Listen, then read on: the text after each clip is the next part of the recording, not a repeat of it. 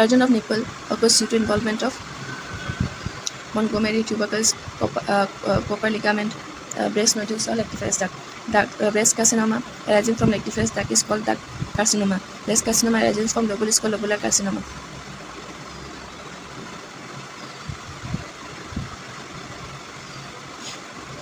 Cutaneous manifestations of carcinoma breast beauty range due to obstructions of dermal lymphatics, opening of the sebaceous glands and hair follicle get buried in edema, giving rise to orange peel appearance. Dimpling of skin due to infiltrations of ligament of Cooper.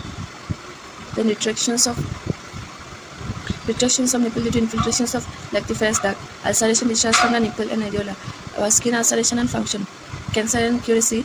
Skin over the chest wall and the breast is studded with cancer nodules appearing like a armor coat.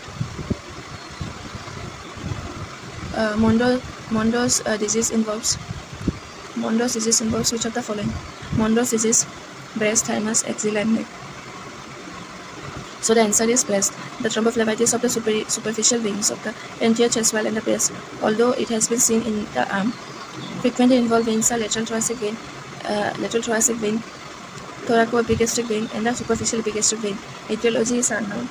Also known as the string phlebitis, it presents as a tender cord-like structure. The woman may present with acute pain in the lateral aspect of the breast or the anterior chest wall. The tender cord-like superficial thrombus vein is formed and the skin over the breast is stretched by raising the arm. A narrow and shallow subcutaneous groove alongside the cord became apparent. It's a benign self-limited disorder. The differential diagnosis is lymphatic permeation from an occult carcinoma breast, but the diagnosis is uncertain. A mass is present near the cord, a biopsy may be done. Treatment is an inflammatory drug and warm compress, restricted arm movements, as well as brachytherapy support of the breast, so it usually resolves within 4 to 6 weeks. When symptoms persist or are refractory to treatment that involve pain, the segment may be excised. The common presentations of dark papilloma of the breast, mass in breast, breast eczema, is a bloody nipple discharge. The true polyps of epithelium line breast ducts benign and not precancerous, solitary and located under areola less than 1 cm in size and can grow up to 4 to 6 cm. Most common presentation is bloody nipple discharge. Treatment is excisions of the duct along with the tumor known as the ectasia. So answer is bloody nipple discharge. Ureorensis is due to blockage of the subdermal lymphatics. FNAC is useful in all of the following types of thyroid carcinoma, except FNAC biopsy is unable to distinguish between benign follicular lesions from follicular carcinoma. Therefore, preoperative diagnosis of cancer is difficult unless distant metastases are present. Large follicular tumor more than 4 cm in older men are most likely to be benign. FNAC is the investigation of choice for solitary thyroid nodule. It cannot distinguish between a follicular adenoma and carcinoma, as this distinction is dependent on an cytology but not on histological criteria such as capsular or vascular invasion. It thus cannot be used to diagnose follicular carcinoma. Note here that the criteria for vascular invasion is applicable only for the capsular vessels and vessels outside the capsule. The presence of tumor plaque within the intramural blood vessels has less prognostic significance. So the answer is follicular carcinoma. Which of the following statement is incorrect? Level 4 lymph nodes are the ipsilateral intermammary lymph nodes. Level 1 lymph nodes are those that are lateral to the pectoralis minor muscle. Level 2 lymph nodes are located deep to the pectoralis minor muscle, and level 3 are located medial to the pectoralis minor muscle. Level 1 includes lymph node located lateral to the pectoralis minor muscle. Level 2 includes lymph node deep to the pectoralis minor muscle, and level 3 includes lymph node located medial to the pectoralis minor muscle. So the incorrect is level 4 lymph nodes, which ipsilateral are the ipsilateral internal level 4 are the ipsilateral internal. This is incorrect. Then in which of the following types of breast carcinoma would you consider biopsy of the opposite breast? The options are adenocarcinoma, poorly differentiated, medullary carcinoma, comedocarcinoma. Option 4 is lobular carcinoma. So lobular carcinoma in situ occurs bilaterally in 50 to 70% of cases, while ductal carcinoma in situ occurs bilaterally in 10 to 20% of the cases. Invasive lobular carcinoma is frequently multifocal, multicentric, and bilateral.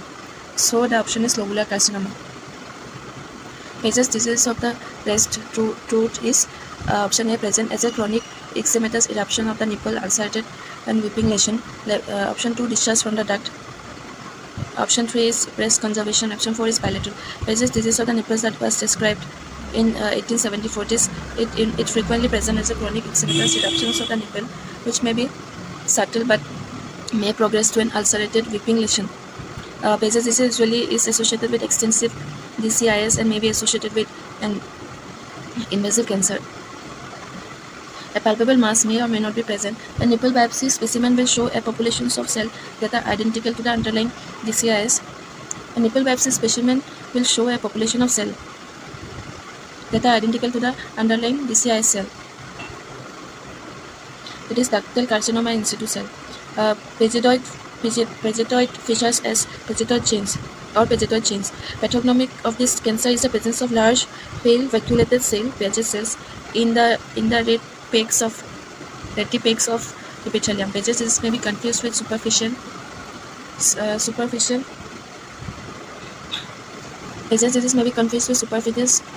spreading melanoma. Differentiation from behçetoid intraepithelial melanoma is based on the presence of S100 antigen immunostaining in the melanoma and carcinoembryonic antigen immunostaining in Behçet's disease. Surgical therapy for Behçet's disease may involve lumpectomy or mastectomy, depending on the extent of the involvement of nipple areolar complex and presence of DCIS or invasive cancer in the underlying breast parenchyma. Discharge from the surface are Behçet's disease, cane disease like eczema, psoriasis, and layered disease like chancre. So, Behçet's disease of the breast root is discharge from the duct.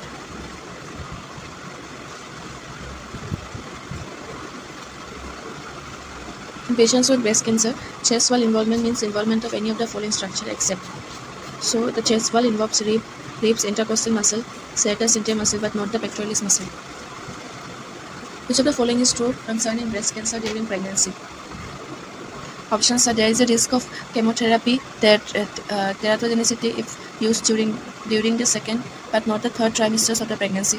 Approximately 50% of the breast nodules developing during pregnancy are malignant. Metastasis to lymph nodes occurs in approximately 75% of cases.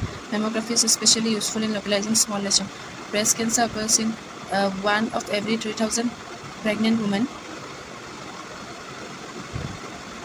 And axillary lymph node metastases are present in up to 75% of these women. Fewer than 25% of the breast nodule developing during pregnancy and lactation will be cancerous. Mammography is rarely indicated because of its decreased sensitivity during mammography is rarely indicated. Fewer than 25% of breast nodules developing during pregnancy and lactation will be cancerous. So mammography is rarely indicated because of the decreased sensitivity during pregnancy and lactation. However, the fetus may be shielded if mammography is needed. Fetus can be shielded. Chemotherapy administered during the first trimester carries a risk of spontaneous abortion and 12% risk of birth defect. There is no evidence of teratogenicity resulting from the administrations of chemotherapeutic agent in the second and the third trimester. So, the options are: there is a risk of chemotherapy teratogenicity if used during second but not the third trimesters of the pregnancy. It is correct option. Sorry, it is the risk of chemotherapy during teratogenicity if used during second but not the third trimester pregnancy. That is wrong. The chemotherapy teratogenicity is only seen in first trimester. Approximately 50% of the breast nodules developing during pregnancy are malignant. Approximately 25% of the breast nodules developing during pregnancy and lactation will be cancerous. Option 3 is metastasis to lymph node occurs in approximately 75% of cases. It is correct. So, breast cancer occurs in every 3,000 pregnant women, and axillary lymph node metastases are present in up to 75% of the women. So, mammography is especially useful in localizing small lesions. So, mammography is not useful. A 35-year-old woman who is currently breastfeeding her firstborn child develops an erythematous and inflamed fluctuant area on breast. Which of the following is true concerning for diagnosis and management? Options are: if the inflammatory process does not completely respond, a biopsy is never indicated. Which of the following is true? Breastfeeding absolutely should be discontinued. Option 3 is the most common organism which would expect to culture Staphylococcus aureus. Option D is open surgical drainage is not indicated. So the correct option is option C. It is the most common organism which would expect to be cultured is Staphylococcus aureus. So infection complicates breastfeeding in fewer than 1:100 women, but this lactation and infection still accounts for 80% of all breast infection, presumably gaining access via the skin of the irritant nipple of the nursing woman. Staphylococcus aureus is by far the most common pathogen in this setting. Many breast infection begins as cellulitis without abscess formation. When an actual abscess is suspected, percutaneous aspiration can establish a diagnosis and allow for bacterial culture and sensitivity testing. Open surgical drainage is the most prudent and effective treatment. Although the woman may choose to cease breastfeeding, there is no absolute indication for that. When mastitis or breast infection is suspected clinically, the possibility of an inflammatory carcinoma must be entertained. Any inflammatory process that does not respond completely and promptly to antibiotic or drainage should be subjected to biopsy to rule out cancer. A patient presents with a unilateral carcinoma breast of 4 cm with a skin ulceration involving the nipple. On palpation, axillary lymph nodes are positive. Management would involve here this patient is having stage 3 disease, it is T4N1 or N2 or M0 according to the TNM table given above. Hence the management would be neoadjuvant chemotherapy, MRM, adjuvant radiation therapy, chemotherapy or anti-estrogen therapy. So the options are breast conserving procedures, palliative therapy, modified radical mastectomy, simple mastectomy. So the treatment is modified radical mastectomy. So the question is, when galactorrhea occurs in a high school student, a diagnostic associated finding would be prolactin secreting tumors in the pituitary gland, previously called chromophobe adenomas, may grow to large size and cause bilateral hemianopia because of the proximity to the optic chiasma. They are typically associated with amenorrhea and galactorrhea in women. Both sexes, a lack of libido and impotence or infertility may be noted. In both sexes, lack of libido and impotence or infertility may be noted. Sexual vigor is usually restored after removal of the adenomas. These tumors are not life-threatening if the size is not an issue or the relative sexual dysfunction is not a problem. Benign neglect is sometimes recommended. So when galactorrhea occurs, then the associated finding will be bilateral hemianopia.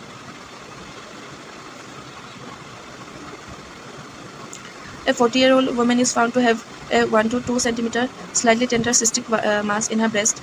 She has no perceptible axillary adenopathy. What course would you follow?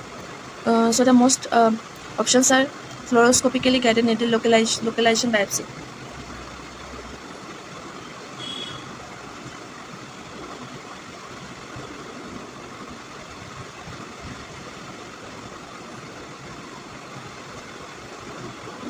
Most clinicians would recommend aspiration and cytological examinations of the cyst fluid in this situation. Cysts are common lesion in the breast of women in their 30s and 40s.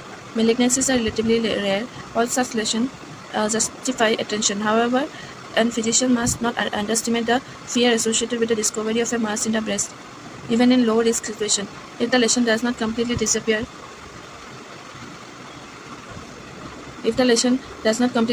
after aspiration, excision is advised. In young women, the breast parenchyma is dense, which limits the latency value of mammography. The American Cancer Society does not suggest a baseline mammography examination until age 35 unless a suspicious lesion exists.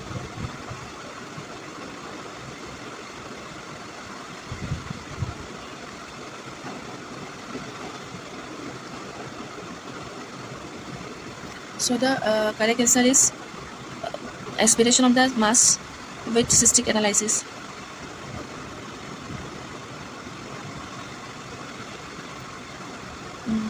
Which of the following indicate carcinoma breast? Ulceration of the nipple, cracked nipple, serous tissue, recent retraction of nipple. Recent retractions of the nipple may be of considerable pathological significance, as slit-like retractions of the nipple may be due to ductectasia and chronic peridactyl mastitis. Recent retractions of the nipple may be of considerable pathological significance, as slit-like retractions of the nipple may be due to ductectasia and chronic peridactyl mastitis, but circumferential retraction, with or without an underlying lump, may indicate an underlying carcinoma. Although ulcerations of the nipple may occur in the carcinoma breast, but may occur in other conditions also. The cracked nipple may occur during lactation and can be the forerunner of acute infective mastitis. Various degree of cellular and architectural atopia occurs in a carcinoma. A woman sustains an injury to her chest after striking the steering wheel of her automobile during a collision. Which of the following statement concerns fibrosis of the breast is true? It predisposes patient to the development of breast cancer. It is difficult to diagnose from breast cancer, distinguish from breast cancer. Most patients report a history of trauma. Fourth is both B and C. Injury to the breast tissue may cause necrosis of the mammary adipose tissue and lead to the formations of a tender localized firm mass.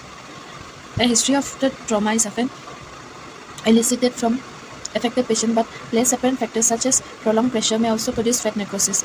Half the patient is whom the diagnosis is made do not recall a history of trauma. The pathophysiology of this lesson seems to involve early development of liquefactions of mammary fat with the formations of cystic mass through a process of fibrosis. This lesson evolves into a firm, sometimes calcified lump that may be difficult to distinguish from carcinoma. There is, however, no relation between fat necrosis and the subsequent developments of breast cancer. Excision and biopsies usually requires for definitive diagnosis. If the diagnosis of fat necrosis is confirmed, simple excision removes and terminates the process. So the answer is most patients report a history of trauma. Now, risk of CA breast is seen in ataxia telangiectasia. Sporadic breast cancer is 65 to 75%, familial breast cancer 20 to 30%, hereditary breast cancer 5 to 10%, BRCA1 45%, BRCA2 35%, Lee-Fromenin syndrome 1%, Peutz-Jeghers syndrome, STK11, LKB1 less than 1%, P10 Cowden syndrome less than 1%,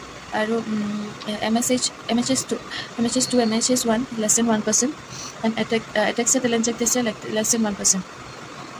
Fibrocystic disease of the breast has been associated with elevated blood level of progesterone, estrogen, luteinizing hormone, and testosterone.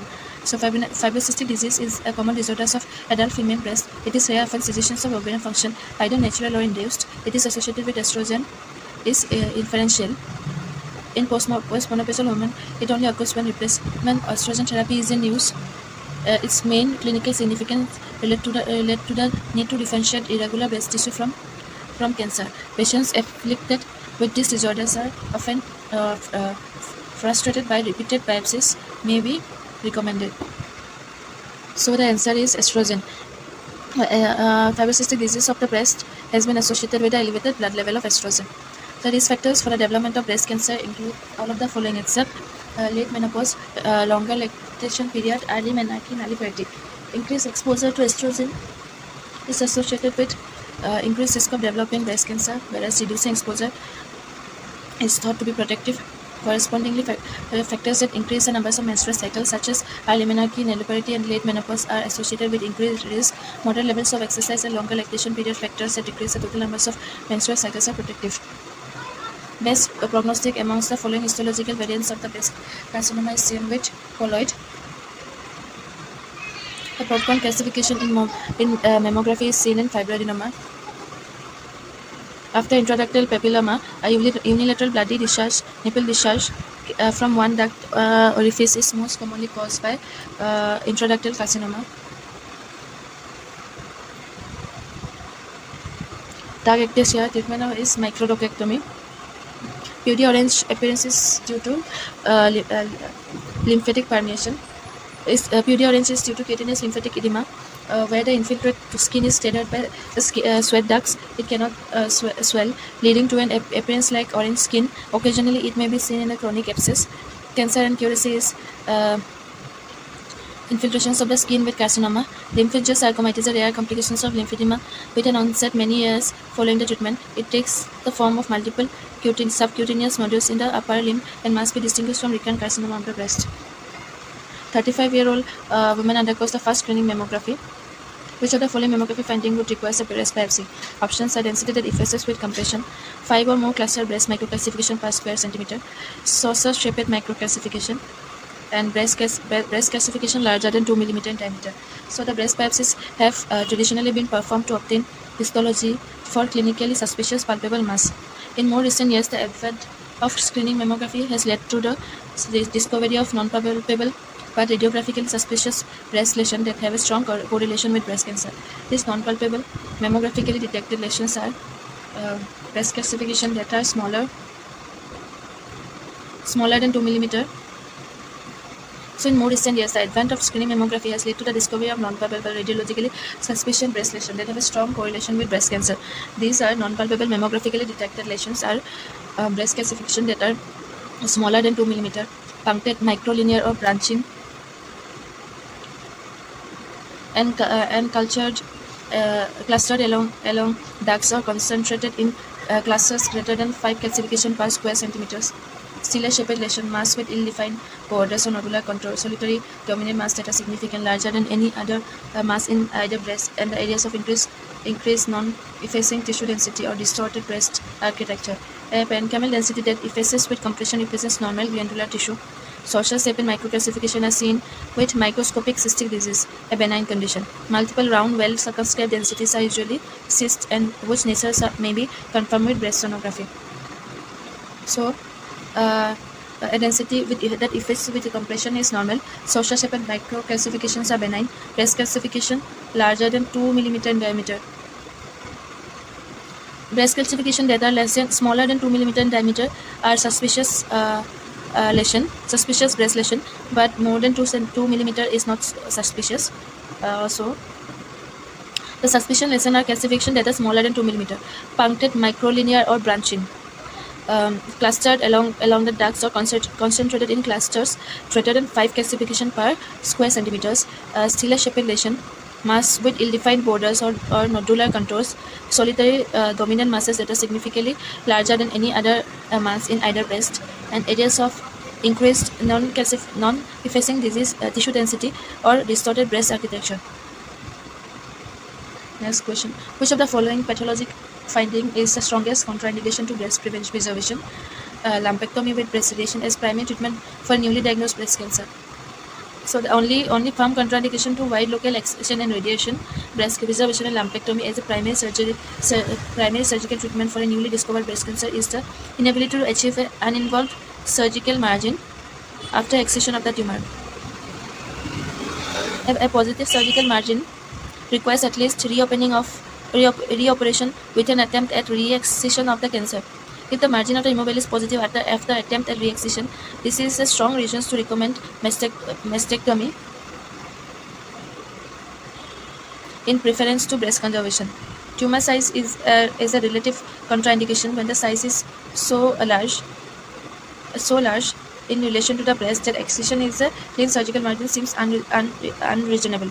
Other histological findings such as tumor grade, vascular invasion are not a strong reason to recommend a mastectomy. The patient should prefer breast conservation. So, the options are grade 3 poorly differentiated infiltrating duct carcinoma, positive margins for invasive cancer, tumor size greater than 3 cm, extensive intraductal cancer around the invasive lesion. So, the answer is positive surgical margin for invasive cancer. Next question is the incidence of breast cancer is related to dietary fat intake, is related to coffee intake, increases with increasing age and has declined since 1940s. So breast cancer is rarely seen before the age of 20, but thereafter its incidence increases. While prevalence of breast cancer, the raw number of patients alive with disease is greatest among perimenopausal women. The incidence of breast cancer rises so sharply that it is twice as common among women between 80 and 85 years of age as among those 60 to 65. In addition, the age-adjusted incidence has increased steadily since the mid-1940s. No data is presently available consistently linking the incidence of breast cancer to the dietary factor. A possible linkage between breast cancer and alcohol consumption at an early age has been studied. Monroe's disease is thrombophlebitis of the superficial veins of the breast is called Monroe's disease. Can also involve arm, cause idiopathic clinical features of thrombosubcutaneous vessel usually attached to the skin, the pathognomic features. When the skin over the breast is stretched by raising the arm, a narrow, shallow subcutaneous groove alongside the cord became apparent. differential diagnosis, lymphatic permeation from occult carcinoma management, conservative restrictions of an arm movement is advised. Aromatase inhibitors are used in the treatment of liver, breast, lung, colon. Aromatase inhibitors are used in the treatment of breast cancer. Hormonal therapy for breast cancer. Tamoxifen is the most widely used hormonal treatment in clear breast. Effect of tamoxifen is favorable in cases with estrogen receptor LHRS agonist, which induce a reversible ovarian suppressions, have some beneficial effect as surgical or radiation-induced ovarian ablation in premenopausal receptor-positive women. Oral aromatase inhibitors are non-steroidal. Letrozole, it is orally active non-steroidal compound that reverse aromatization all over the body, including that within the breast cancer cell, resulting in total estrogen deprivation. It is used in early breast cancer as an adjuvant therapy after mastectomy in ER-positive cases, and it is also used for postmenopausal women for recurrent breast cancer, superior to tamoxifen. Anastrozole is another non-steroidal aromatase inhibitor, which is more potent than letrozole and suitable for single daily dosing. Exemestane is a steroidal orally acting aromatase inhibitor for pregnant women who are found to have breast cancer. The termination of the first trimester pregnancy is mandatory. Breast conservation is inappropriate for third trimester pregnancies. Administration of adjuvant chemotherapy is safe for fetus during second and third trimester. Carcinoma of the breast behaves more aggressively in pregnant women owing to hormonal stimulation. So approximately 2% of American women who develop carcinoma breast are pregnant at the time of diagnosis. The therapeutic approach to these patients have changed considerably in recent years.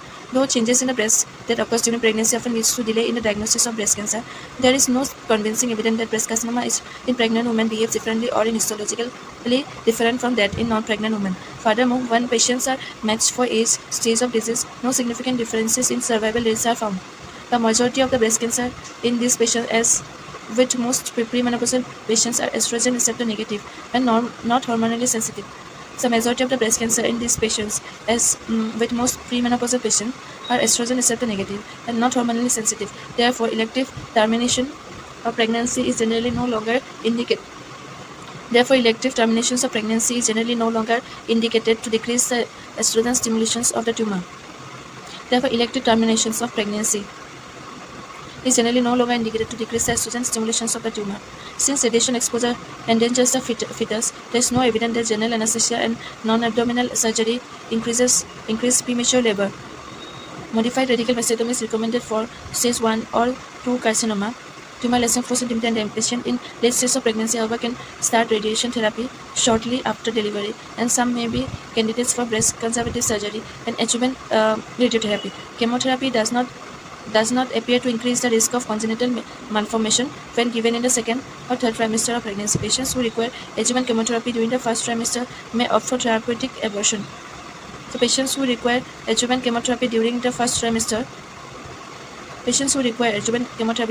may opt for a therapeutic abortion.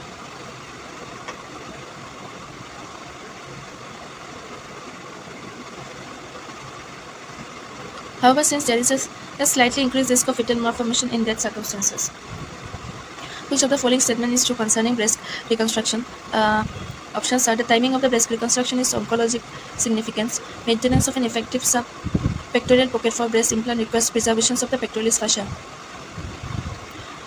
Breast reconstruction may interfere with detections of local recurrence of the breast cancer. Because of its complexity, the tram flap is seldom used for primary breast reconstruction. So breast reconstruction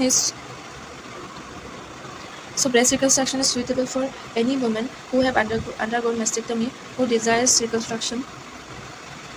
Breast reconstruction may be performed at the time of mastectomy, immediate or sometimes subsequently delayed, because the presence of reconstruction may interfere with the accurate planning and administrations of radiation therapy. Reconstruction is generally delayed if the use of local or regional radiation therapy is anticipated. Otherwise, timing of breast reconstruction is of no oncological significance, because most local recurrences occurs in the skin subcutaneous tissue. The presence of a reconstruction will not interfere with detection. Similarly, reconstruction does not complicate the administrations of chemotherapy. Breast reconstruction technique utilize either autologous tissue or synthetic processes to recreate the breast mound. Prostatic reconstruction is usually accomplished by subpectoral placements of a saline or silicone gel implant Maintenance of an effective subpectoral pocket for an implant requires preservation of pectoralis fascia and a medial pectoral nerve during mastectomy. The transverse rectus abdominis myocutaneous flap is the autologous reconstruction of the choice. The TREM operation is complex and time-consuming. Despite the magnitude of the procedure, it is still commonly used for immediate reconstruction. So, the timing of the breast reconstruction of oncological significance. There is no oncological significance. Breast reconstruction may interfere with detection of local recurrence. Breast reconstruction does not interfere with the detection of local recurrence because of its complexity. The TREM flap is seldom used for primary breast reconstruction. A TREM flap can be used for primary breast reconstruction. Then the truth is, maintenance of an effective subpectoral pocket for breast implant requires preservation of the pectoralis fascia. The type of mammary ductal carcinoma in situ most likely to result in palpable abnormality in the breast is Comedo DCIS. So the type of mammary ductal carcinoma in situ most likely to result in palpable abnormality. Ductal carcinoma in situ can be divided in two types: comedo carcinoma and non-comedo carcinoma. Comedo carcinoma and non-comedo carcinoma DCIS are usually detected as a calcification as mammography, but comedo carcinoma can present as palpable nodules. So the type of mammary ductal carcinoma in situ can most likely result in palpable abnormality in the breast. So in situ carcinoma, comedo in situ carcinoma, ductal carcinoma in situ result in palpable abnormality in the breast. Which of the following is unable to differentiate between in situ cancer and invasive cancer is FNSC. Which of the following statement is true concerning radiation therapy after lumpectomy? Long-term complications of radiation therapy include rib fracture and arm edema. Then breast edema and skin erythema usually resolve within few weeks. The total dose given to the breast is usually range from 2,500 to 3,000. Then radiation to the axillary lymph nodal bed is normally part of the procedure in most patients. So breast cancer usually involves the use of lumpectomy and radiation therapy to achieve local control of the breast cancer. Any technique used for post-lumpectomy radiation of the breast most adequately cover the volume at risk. Deliver a homogeneous dose through the target tissue, avoids overlapping or inadequate position of the field, and minimize the dose reaching the heart and lung. The entire breast should be treated with total dose of 4,500 to 5,000 gray. There is no good evidence to support a radiation boost to the site of the primary tumor. Complications from breast radiations are uncommon if performed correctly. Acute complications of radiotherapy include fatigue, breast edema, skin erythema. These are almost always self-limited and resolve over weeks or 2 months. Fatigue over weeks and erythema over 2 months, or edema over years. The most common long-term problems are rib fracture and minor arm edema, each of which occurs 5% of the time. So, breast edema and skin erythema resolve in 2 months and edema resolve in years.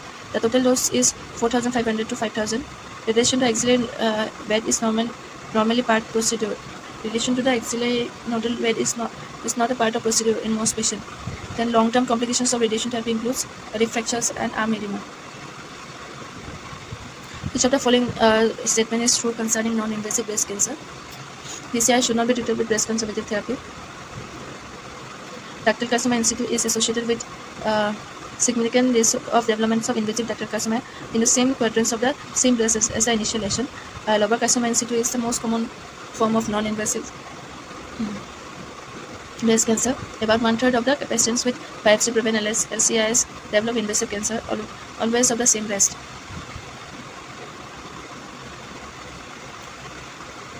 So non-invasive cancer is defined as neoplastic entity within the epithelium of the origin and without invasion to the basement membrane. Ductal carcinoma in situ arises from the ductal element. The age distribution of DCIS does not differ significantly from that of invasive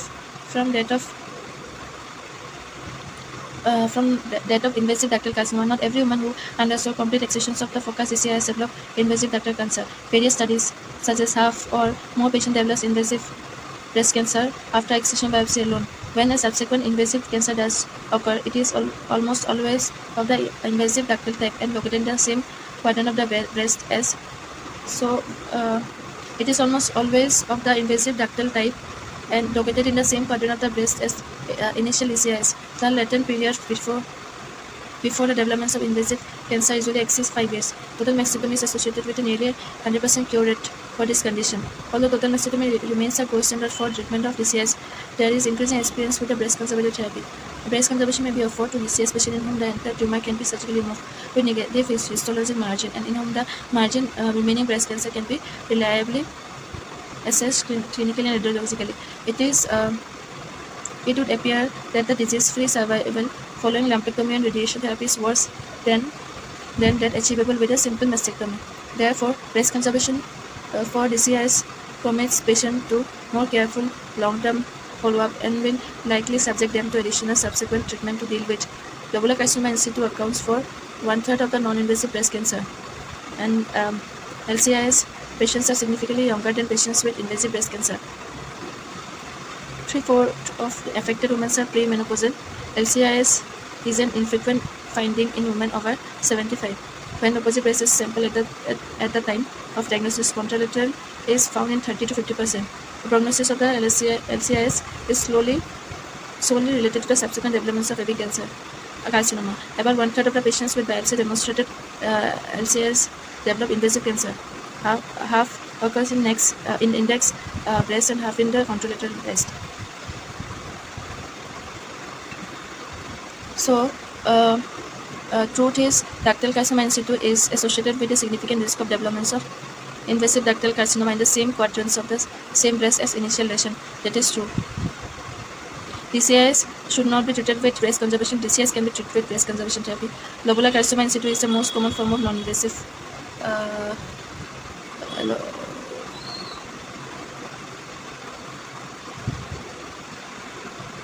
That is wrong. Then about 1/3 of the patients with biopsy-proven LSS develop invasive cancer, whereas on the same breast can also be on the contralateral breast. Carcinoma breast, most important prognostic factor. The best indicator for likely prognosis is breast cancer remain tumor size, grade, lymph node status. However, it is realized that some large tumors will remain confined to the breast for decades, whereas some very small tumors are incurable at diagnosis. So, the important prognostic factor is size of the tumor, or grade of the tumor, or the lymph node status. Which of the following statements about the management of ductal carcinoma in situ is true? Ductal carcinoma in situ is treated by mastectomy, has a local recurrence rate less than 2%. Extensive DCIS should be treated with tamoxifen followed by lumpectomy. Postoperative tamoxifen is useful in DCIS treatment patients whose tumors are ER negative. Specimen mammography is only useful in patients with small amount of DCIS. So, women with DCIS, evidence of extensive disease, more than 4 cm of size or disease in more than 1 quadrant usually require mastectomy. For women with limited disease, lumpectomy and radiation therapy are generally recommended.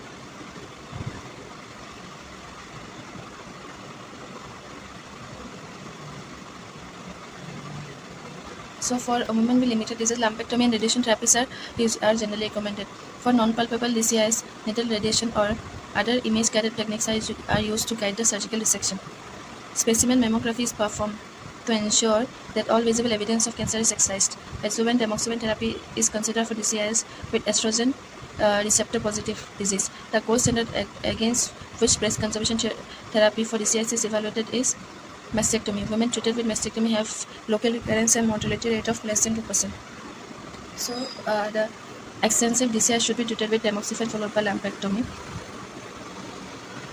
It is wrong. Then postoperative tamoxifen is useful in DCIS whose tamoxifen is not useful for tumor with ER negative. Specimen mammography is only useful in patient with small amount of DCIS.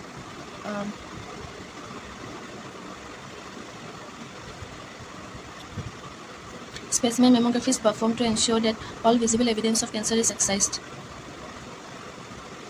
So, it is not for small amount of DCIS. The correct answer: DCIS treated by mastectomy has a local recurrence of DCIS treated by mastectomy has a local recurrence rate of less than 2%, which is correct.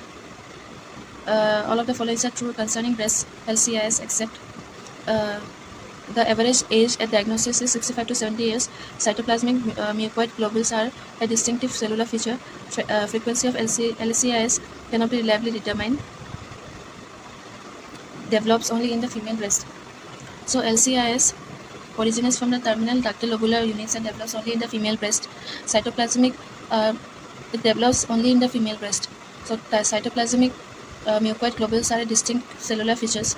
The frequency of LCIS in the general population cannot be reliably determined because it usually present as an incidental finding. The average age at diagnosis is 45 years, which is approximately 15 to 25 years younger than the age at diagnosis for invasive breast cancer.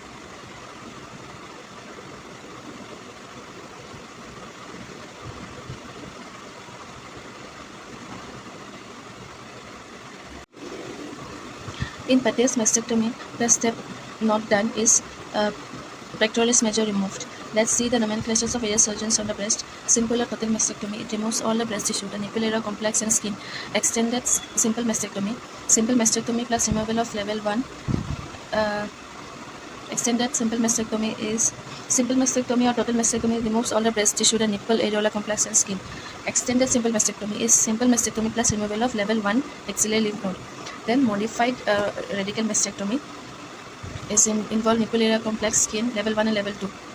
Halsted radical mastectomy removes all the breast tissue and skin, the nipple area complex, removes all the breast tissue and skin, the nipple area complex, all the skin tissue, pectoralis major, minor, level 1, 2, 3, axillary lymph nodes.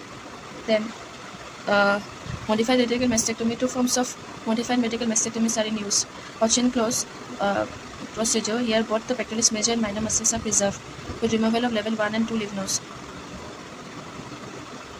Then Pate's procedure, here pectoralis major minors are removed to allow the complete dissections of level 3 lymph nodes. So Cochin close, pectoralis major minors are preserved with removal of 1 and 2 lymph nodes. Pate's is removal of pectoralis minor muscle with preservation of level 3 lymph nodes. Scanlon's modification of Pate's procedure, here the pectoralis minor muscle is divided. Scanlon divided instead of removing, and divisions of pectoralis minor muscle always complete removal of level 3 lymph nodes. Halsted radical mastectomy, in this operation following structures are removed: the whole breast, the portions of the overlying tumor, which includes nipple area complex, subcutaneous fat and the fascia, vertically from the lower border of the clavicle up to the upper quarters of the sheath of the rectus abdominis, and horizontally from the sternum,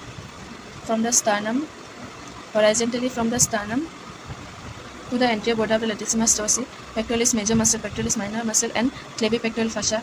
The upper part of the aponeurosis of the external oblique and anterior part of a few digitations of the serratus anterior muscle, all fatty and loose cellular tissue, along with level 1, 2, 3 axillary lymph nodes structures shift, the axillary vein and cephalic vein, the long thoracic nerve of Bell, the axillary vein and cephalic vein. The axillary vein and cephalic vein are removed. Then the long thoracic vein to serratus anterior, the nerve to latissimus dorsi may be sacrificed if required. So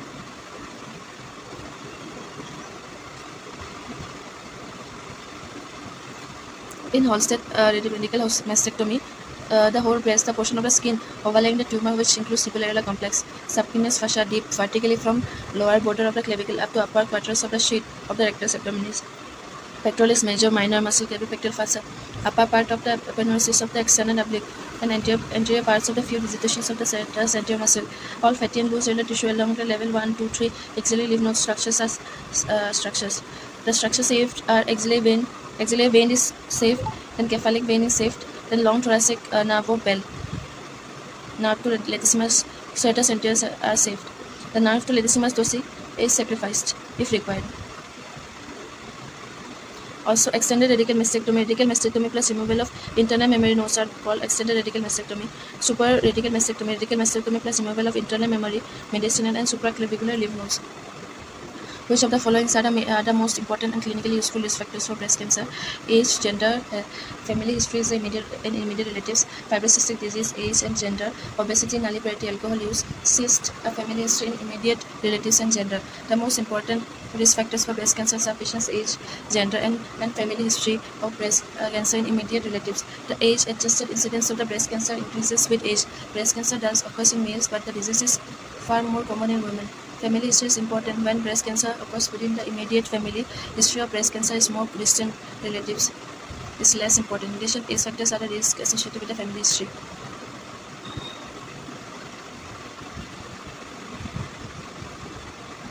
So age, gender, family history is an immediate relative is the risk factors for breast cancer.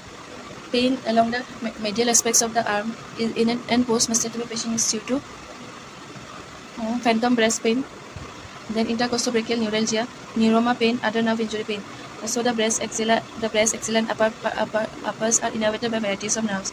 The lateral cutaneous branch of T2, intercostobrachial nerve T3 and T4 provides innervation to the anterior